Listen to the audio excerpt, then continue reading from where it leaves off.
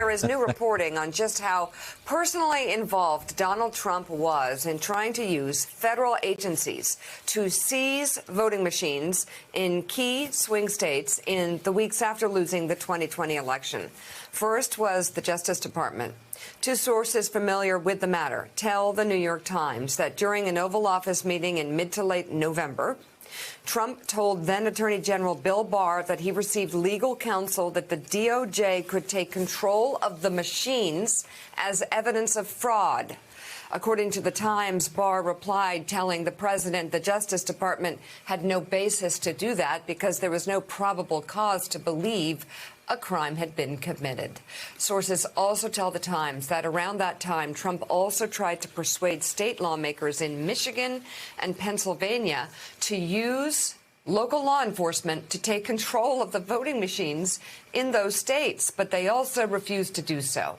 Trump then moved on to the military. The Times reports that in a December 18th meeting, Michael Flynn and Sidney Powell handed Trump a draft executive order that would have authorized the Pentagon to seize the machines. Trump reportedly sought Rudy Giuliani's counsel, but two sources tell the Times that Giuliani was vehemently opposed to the idea. Trump then moved to the Department of Homeland Security. According to two sources, he asked Giuliani to call DHS official Ken Cuccinelli to see if he could help. Cuccinelli said he could not. Getting a lot of no's here. NBC News has not independently confirmed this report and has reached out overnight to the former president for comment. So, Willie, again, just all of this laying out something rather frightening and obviously corrupt. Well, how bad is this? Rudy Giuliani reportedly was the voice of reason in that room. That's how bad it was.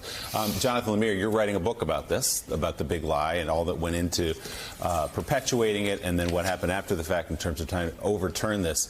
It's been an extraordinary couple of days and an embarrassment of riches for the January 6th Select Committee in the House of Representatives based on the president's comments at that rally, and then what we're learning today about his efforts to seize voting machines to change the results, to literally change the results of the presidential election. Willie, thanks for the plug. The book's out in October. There we go. No, you're absolutely right. What we're learning here is the president was doing this on both public rhetoric, but also behind the scenes, privately trying to use the levers of government to try to overturn the 2020 election result. And this gives us even finer detail as to the efforts. And let me just check through it. Justice Department, Defense Department, Homeland Security Department, going through every agency here to try to figure out a way on a fraudulent claims to try to grab these voting machines behind this conspiracy that the votes may have been mistabulated or that there was some international regime that had ties to Venezuela and China that try to alter the results. And here they're trying to grab these and perhaps change them themselves. And this comes on the heels, of course, what we heard over the weekend, where the president talked about plainly in a statement about how he did want Mike Pence to overturn the election. And, of course, talked about his own precarious legal future, saying that he wanted crowds akin to those on January 6th, to protest in cities where there are investigations into him, suggesting if they were illegal, that they should indeed mass, and which can only be interpreted as a sign of intimidation, which comes after he floated pardons for the January 6th rioters, i.e. saying, hey, if you go to these cities and riot on my behalf, well, if I'm elected, I could pardon you again. Yeah, you know, David Ignatius, I'm looking at Barr's role in all of this, and it's a fascinating character, fascinating storyline. He was a guy who was basically tapped by official Washington as being, sort of having the good housekeeping seal of approval before he went in as Trump's head of DOJ, his attorney general. Then he went in, and official Washington was shocked. He lied about the Mueller report. He misrepresented the Mueller report. He conspired with Donald Trump to break the wall down between the White House and the Department of Justice. He committed perjury in front of, I think, the Senate and the House on numerous occasions. He just behaved just in a loathsome way for much of his tenure. And then around the election time, he had enough. And he basically punched his ticket. And he said, I've done my duty. I'm getting out of here. And it's fascinating that in the final month or so, it was actually Barr that was putting up roadblocks every step of the way, saying no to a president trying to steal an election. Joe, I've written some columns about Barr's role, in particular in trying to stop Trump's takeover of parts of the intelligence community.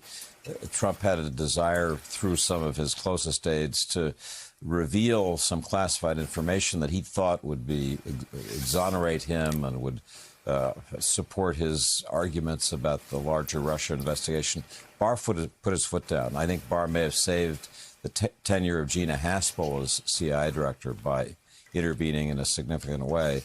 On this larger story of what we've been learning in the last several days, I think Jonathan put it well. What struck me is the committee in the House and the Justice Department, from what we know, seem to be building the case for a conspiracy prosecution against higher-up people involved in January 6th and the whole effort to overturn the election. That's what I see. That's sort of systematic, piece by piece, witness by witness way in which you build a conspiracy case.